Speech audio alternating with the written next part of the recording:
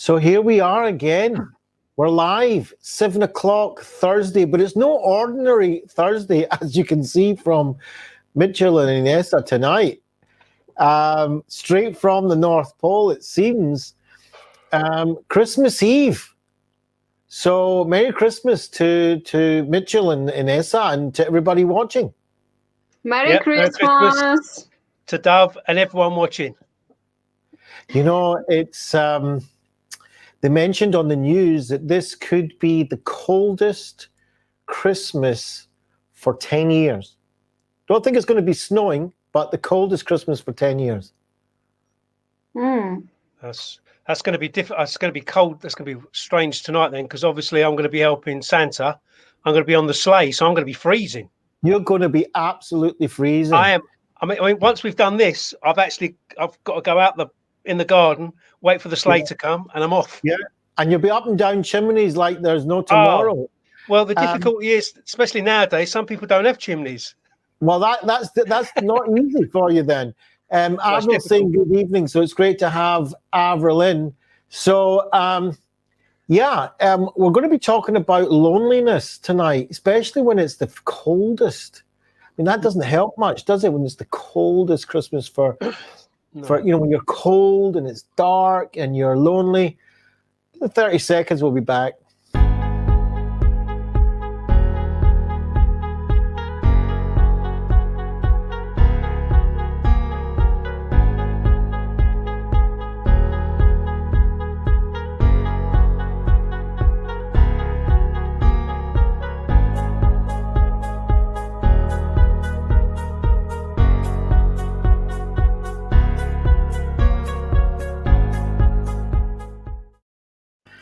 So here we are, and we're talking about loneliness, and we kind of titled it, "Has social distancing gone too far?" Just kind of like playing on that, idea that, because especially this year where, loneliness is a problem in general, as we know, but this year, I must say, I can personally say that not too long ago, about maybe 3 weeks ago, a month ago, I think I experienced real feeling of loneliness first time in my life. I mean, I've been lonely, I've been alone, I've been on my own, but there was a difference between all that and a kind of a really deep sense of what I can only express as loneliness, which was very painful. And I was going to ask, sorry, Dove, how did you manage that? Yeah. I was just going to ask how you managed that. Right. So I only knew one way to manage that, and that was to tell people. That was the only thing I can do. Because first of all, I'm not with anybody, right? You're on your own. It's all kind of lockdowny kind of stuff. So it's not like you can go and be with people and hang out, just to kind of get the feeling that you're with somebody. So the only thing I could do is tell people that, I wasn't, I wasn't at the bottom, I wasn't at like really kind of a crisis situation. But yeah, I was crying. I was feeling sad. I was feeling detached. I was feeling not belonging, these things. And I just told people, and that was my savings grace, if you like, because I'm privileged enough, I'm lucky enough, I've invested enough in having people around me or people that I can contact, people that are with me. But that was very hard. So somebody that's going through that a little bit longer, it lasted about 2 weeks for me. Well, that's quite a long time for me. Because I haven't had that before, but for people that are going through it in a bit of a longer term basis, that's, and if they don't have a support system, I can't even imagine what that must be like. Well, I think you touched on it when you said that people can be generally affected by loneliness, let alone during the pandemic this year, and especially this moment in time, which is the Christmas period, where some people were due to fly home or to go and see families, or people are due to come from where they're working abroad back into England. I know of several people that have had to stay where they are, and a lot of their friends are going to be, and they're just on their own. And that is really, really challenging. Yeah, I mean, I'm just thinking of all these truckers at Dover and, 6,000. And their conditions are terrible because they've been told maybe they'll be spending Christmas, tonight. They are, actually. It's not that they will be, they are in their trucks with no toilets, no food, nothing, and separated from their families. Yeah, and most difficult things would happen because it can happen unexpectedly, like no one was expecting. So if the people would prepare for this, mentally prepare for this, it would be difficult, but they would say, okay, it's fine. This is the period of the time. We have pandemic now. So this is what we have to deal with. But when it happened like 8 hours before everything happened, but not even 8 hours, it was just kind of before the night, and people have to act so quick, it's just a bit scary. Like, because some people, they didn't prepare mentally. It's not about, like, I read some lots of comments, they saying, oh, come on, people, this is pandemic, this is happened, Christmas is not the big things, because we have more worse things in the world, so you have to deal. But it's not even about this. It's not even about Christmas and memories and spent with the family time. It's just people, because they wasn't prepared for this. This is the most difficult, and especially this art to what people is going already with for all these 8 to 9 months. Yeah, I think this program, what we do here are basically, we're trying to have a social commentary about, what's going on. This is it, this is our life, what's happening, and trying to bring to the surface issues that, in the way that we want to do it, and the audience that we have, bring these issues to the surface, because not everybody has the ability, not everybody has the accessibility to bring things to the surface. And I think, and we all think here, the three of us, I think, feel that kind of responsibility, that if we have the ability, we have the technology, it's open to us, we have the ability to express ourselves, then we should kind of shout out for those less able to do that. But bringing it back to the truckers, even though it was short notice and they didn't know, I don't know if that's loneliness. That's disappointment, right? Because they want to get home. There could be, depending, I've got no idea, but it could be an amazing Christmas because there's a community of 6,000 there now, right? It could be the most extraordinary thing. Well, you generally find in those kind of situations, especially like with the truckers, they're all in the same situation. I am sure that they're not just sitting in their truck on their own. I am sure they're being hopefully very sensible, either with their masks and socially distancing as best they can. But I am sure, if not with their CB radios, communicating with each other in the best way they can, because the job they do is very lonely. It's a lonely job, driving thousands upon the mileage they do, and the hours they do is it's a special kind of individual that does that, because it is a lonely job. And it's very difficult for families as well, I think. Even like this situation was happened, obviously people, they worry about them, and some people, maybe they left a partner at home, maybe they left some parents at home, like anyone, like, who was waiting there lonely for them to come back, and they just... On the other side, Well, actually, now that we're becoming big stars and this program is like getting all, really famous now, we've got a whole production team, right? We've got a whole production team.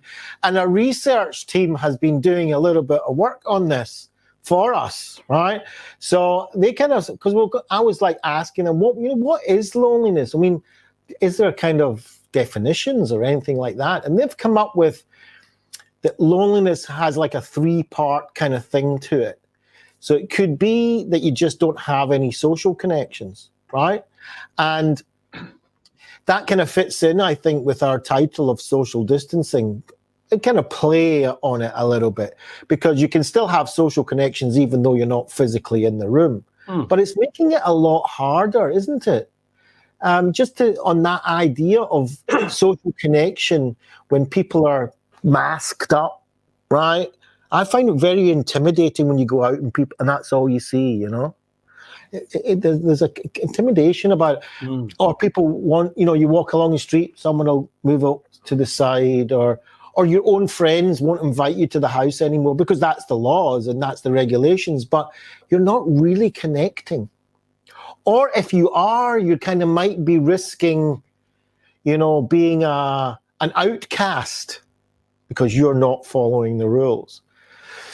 So, from that point of view, loneliness can be that social, a lack of that social, which humans really need, don't they?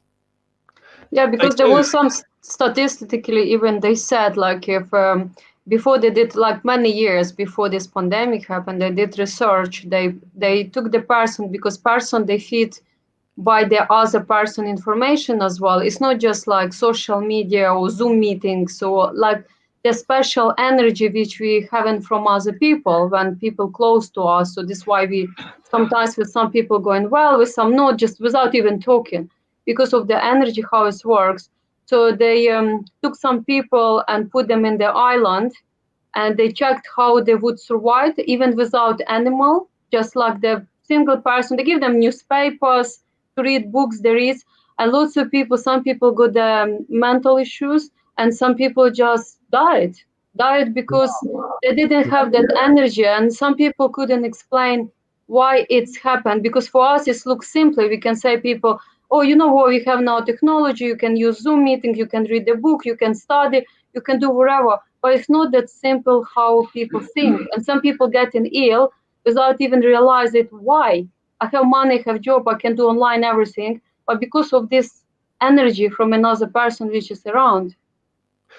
But what you're saying is, I was very just going to important. just jump in. You were Yeah. saying, what do you think about the people that can be around a lot of people and still feel extremely lonely? Okay, so the research team came up with a bit of that as well, and they said that there's also about meaningful relationships, right? So it's not just about being with people. It's about what kind of relationship do you have with these people? There are people, for instance, that are in bad marriages and they're extremely lonely, although they're both in the same house together. Because there's no sense of belonging. That sense of belonging, and I think that's what Inessa was kind of touching at, is that if you don't feel you belong, that's awfully painful. That's really, really painful. And that feeling of being separate, you might be in a big room, but if the room hasn't, that's why it's so important, I think, when the stranger comes into your midst, that you welcome them in. It's really important. I think it's really a big responsibility, because if somebody feels separate from the group, it's so intimidating. And if that goes on and on and on, then that can be a feeling of nobody knows I'm here. Nobody sees me. What happens if something happens to me? Nobody will even know. And that is a horrible, painful thing, I think. Well, I guess it's the same as when, I forget how long ago it was. I think a lady had passed in her apartment and they hadn't found her body for about 3 months or 4 months because no one really knew. No one checked on her. No one, that's a very, very sad story to have to, to put out there. But that's very, very true. And that's why I think, again, obviously the times we're at right now, it's very, very difficult. But I think it's really important that, and it's something I remember when I was a kid, used to always know your neighbours, who was who, checking on people. Even where I live, if I don't see my neighbours, they'll knock on my door and say, "Oh, just seeing if you're okay, just checking in, making sure everything's all right." Which is, it's important. It's much more difficult now though, because we're in this situation, which I think compounds it more. And I think there's going to be an aftermath of this as well that we're going to have to deal with. I mean, I don't know about what you guys think, but that's my feeling. Yeah, I certainly feel that there's something's going to happen in the future. But just bringing up, you just reminded me of something it was a few months ago now. But you know, when COVID, when all this pandemic started, a bit shameful to say, but I didn't really know my next door neighbour that well. I knew they were there, of course, but I didn't really have much connection with them at all. It just wasn't a thing. And then there was the pandemic, the lockdown, and the whole thing, and they kind of realised that I was on my own at home, and they started cooking me meals. And because it was pandemic, there was like leave it outside the door, ring the bell. So I would open up, and there would be like a hot, like a delivered meal there, and it carried on for quite a while. And then we got to know each other. We were SMSing or making sure they were okay. Then they got COVID, and I was asking them if they, if they need anything and so on. And the whole relationship began. And yeah, I think that neighborly thing is really, really important. I hadn't even bothered about it beforehand, but now I'm like, wow, it's so nice to know that somebody knows that you're okay or you're not okay. But do you know what's scary is the fact that something had to happen in order for that to happen. When really, what would be really nice is if, as human beings, we would just do that anyway. Just. Yeah. Make that effort and just. I think it's very challenging now because people are very guarded, and that I think is due to a lot of other things, which no need to go into. But I think that what you realise in this kind of situation is how caring people really are. Yeah, but for me as well, I just think, as you said, Wolf, like this extra care when the person lonely, because sometimes people not realizing that. Lots of people that doesn't have family here, they just live alone. What they have, okay, the work colleague, work friends, or some friends with who they're going out and come back, but it's not really people which is will care about you, which is daily gonna check on you, which is go too much into your problems. So one thing's when you come to your work and have your colleague, for example, around, and you just, hi, how are you? But majority people, I don't know why they not really going into deep. If they ask you question, maybe they don't really mean it. Like even they saying how are you, it doesn't mean like they really care about you. They try to be polite, and sometimes they just forget. They can listen to you, your problem, but then they just forget, or they don't really that care us to say. So it would be really nice when, as you now said, Mitchell said, like even during the pandemic, if someone check someone, even to do all these Zoom meetings, or I know it's difficult because people not interacting with each other, but truly to show that care, not just because to kill your time, but just truly to care about person, to remember what the person, to pay attention for some details.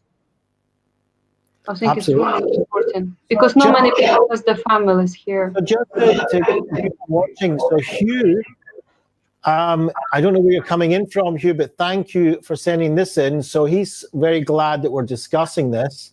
So thank you for that. Avril's saying that she loves your background, Inessa, which is amazing. Yeah, we all love the background. Foreground as well is not bad, Avril. What else is Avril saying? Another thing is, by the way, for everybody watching this, we're not just wanting to talk about this. We've actually got some committed action that we want to take, and we'll announce that at the end of tonight's show.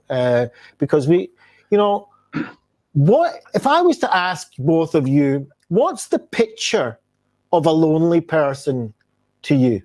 What do they look like? What kind of person are they?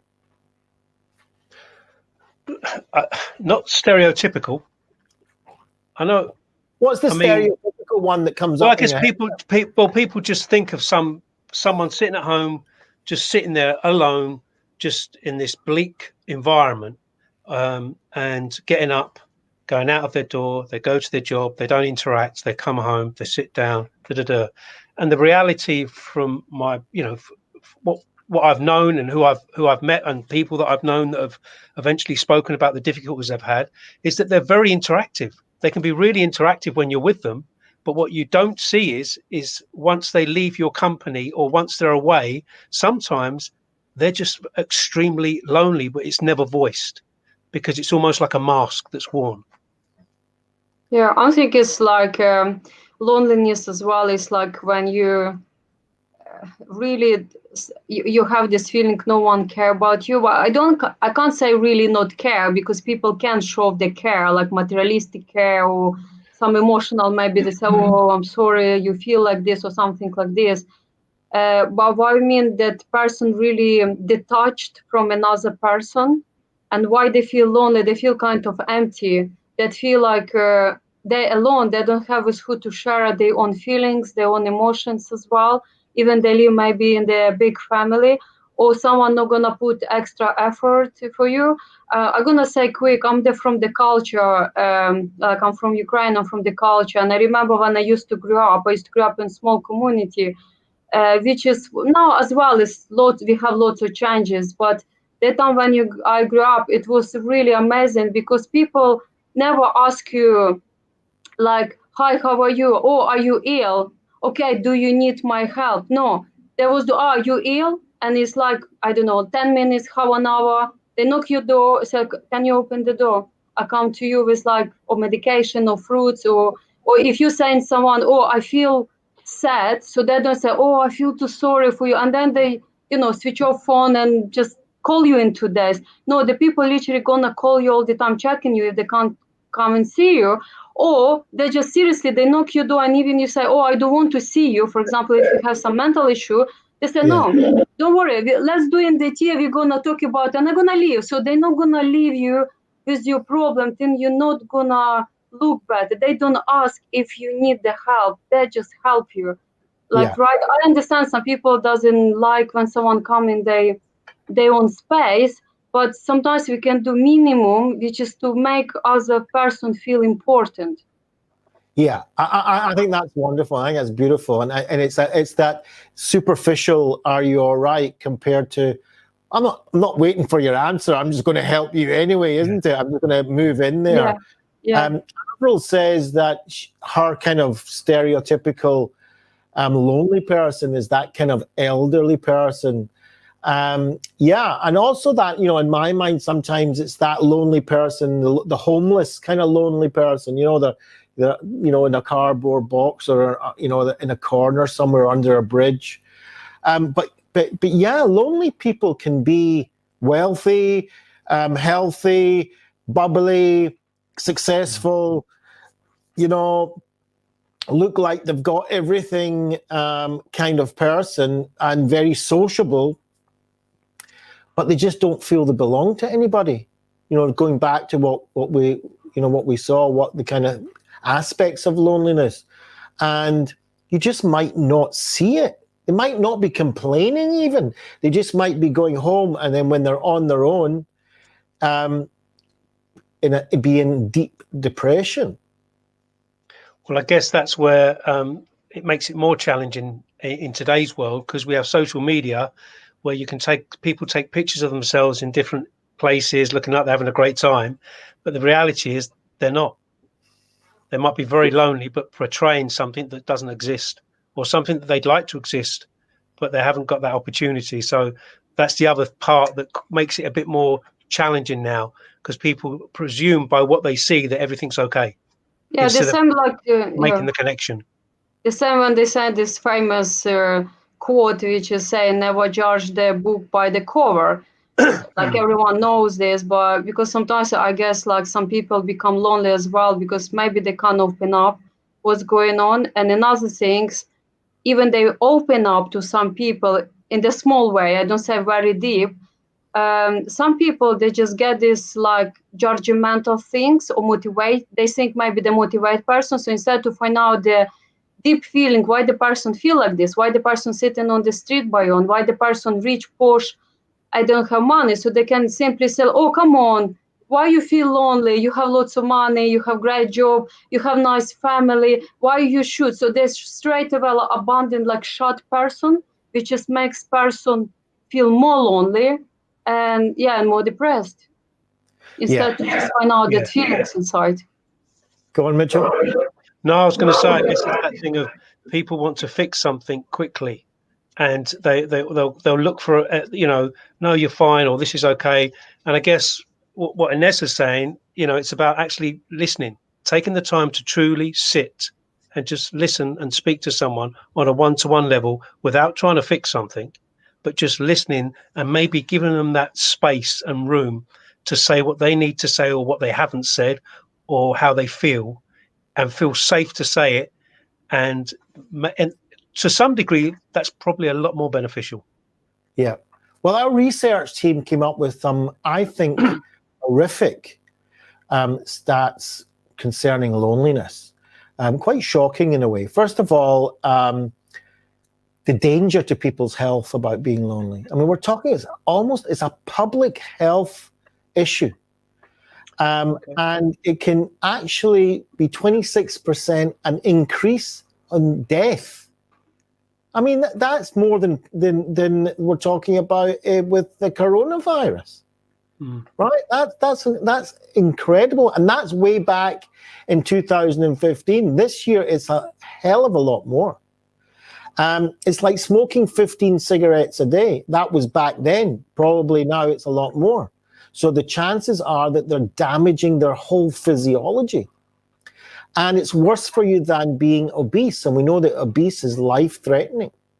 And it can increase your blood pressure. So we're talking about loneliness is not just an emotional feeling of being on your own. As Inessa said earlier, you can die from it. You can get ill from it. And this is not just, well, there's a few people there that are lonely, that's their fault. Okay, we'll get a few charities to help them and blah, blah, blah. We're talking about it being a public health issue, and that means that it's costing the society a lot of money, right? Because we're all responsible to help pay for somebody who goes into hospital or has high blood pressure, and if it's preventable because they're lonely, and because that it's a bit of a a shameful thing for our society if there's lonely people. So the question is, I'm going to ask both of you, because I know the answer, because the research team told me, more or less, how many percentage of people in the country are lonely? What would you say? I think it's 70% probably. I don't know, maybe 35%, 30 to 35%. Okay, so they've come up with 45%, right? Now, that's not this year. This year, I read somewhere that loneliness is actually doubling. So that could be very close to Inessa's figure. Yeah, right? that's what I read here. So basically what we're talking about is it's not there's a whole kind of group of weirdos in the corner there that are feeling lonely and are kind of antisocial beings. We're talking about at least half of the population, if not almost everybody at one point. Which kind of comes down to the point, I think, that it's not about the people being lonely, it's about the society. This is about society. Are we caring for each other enough? Well, from what you're just saying, no, not really, or no, not at all. And does that mean then that when you were saying about mentioning the coronavirus or percentage-wise, people being affected, yet you've got all the top people looking to find a cure and everything else, what do you think is the answer to the loneliness side of things? What would be something that would be a government initiative to maybe deal with this and maybe make some effective change? Well, first of all, we've got to be careful whether it's a government issue. Okay. Right? I think we're always quick to say is the government should fix it. Now, maybe there should be government incentives. I'm not saying not. I but didn't mean that. I was talking more in the funding side of things, because where else is? I'm meaning, is there going to be some form of like initiative just to fund something that's going to actually do so? No, I certainly don't think they're going to. No, Right. that was definitely not my intention. No. But I think things like city planning. Okay. I think things like, just like you said, I think encouragement of local shopping, not just because it's convenient, but because it builds community. Mm. You know, going to these big box, as they call them now, big box shops or shopping malls, mega markets and shopping malls and all this kind of stuff is so impersonal. They just become big. They're not even like markets where you went to markets and you kind of know, and you kind of had that interaction with the marketer, and you know, it's a bit of entertainment almost there, but they know who you are. Yeah. Everyone had, you know, you used to have local markets every little town, right? So there's that kind of thing. There's general society, just like the stories that we've been telling tonight of just checking in on your neighbor, you know, like what Inessa had back in the Ukraine, you know, not taking no for an answer. Somebody said, you know, I'm all right. Well, are you all right? Let's get round, and within reason now because of what we have. But like my neighbor who said, look, I don't care what's going on. I'm going to put the meal. You have it. You don't have it. But there was a sense of belonging, just that somebody baked bread next door and she gave me a loaf of her bread that she baked. Whether I ate it or not, she wasn't interested. She didn't ask me if it was nice. She didn't even ask me if I ate it. But that feeling was there. And I think that kind of stuff is what we need to do. Just to get a few of our viewers, Laurie's saying thank you for this conversation. And I thank you, Laurie, also for coming in.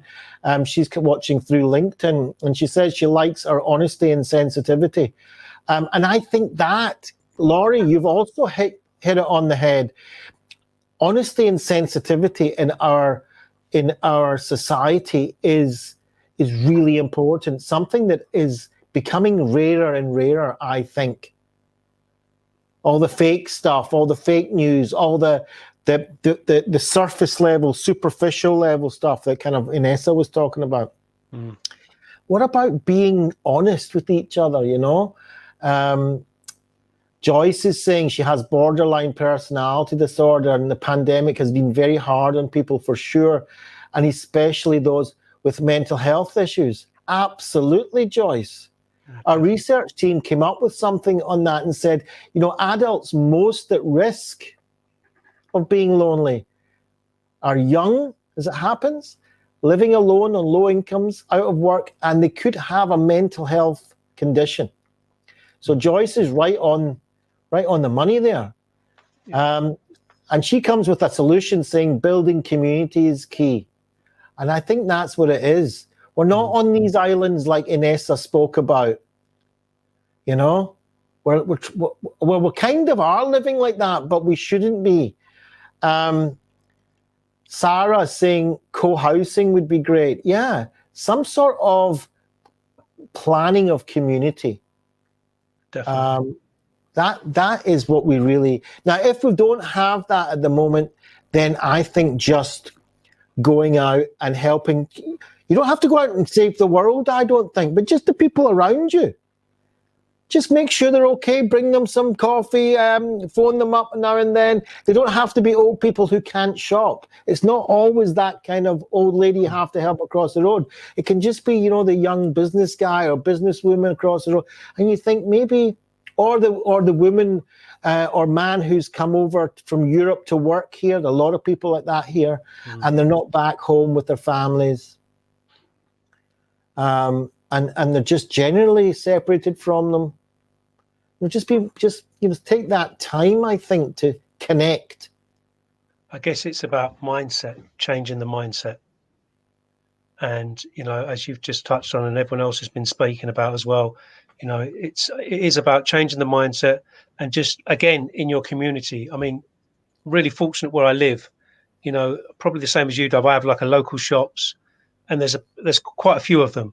And you get to know people, and it's really nice to go in. You have a chat. How you doing? How's things? and stuff like that. And it's really important. And through that, you get to meet your neighbours because you're seeing regular faces all the time. And again, the shopping malls, people are just like mice. Just everyone's on a mission, and you bump in, you're irritable, it's packed.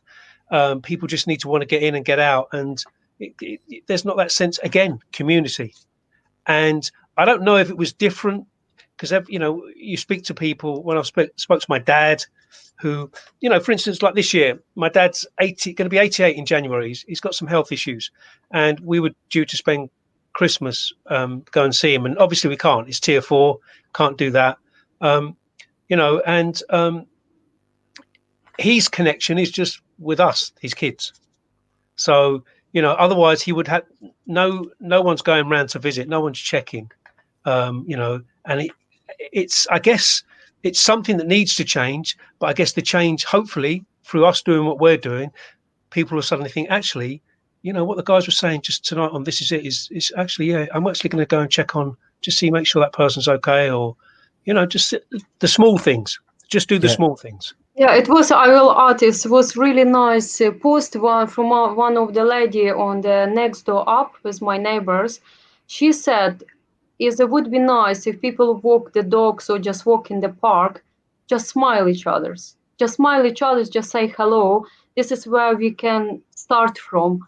And it was really nice. She got lots of nice response for this, and the people start to talk about, oh, I saw you there, I saw this lady, because people even don't know each other. They don't even talk.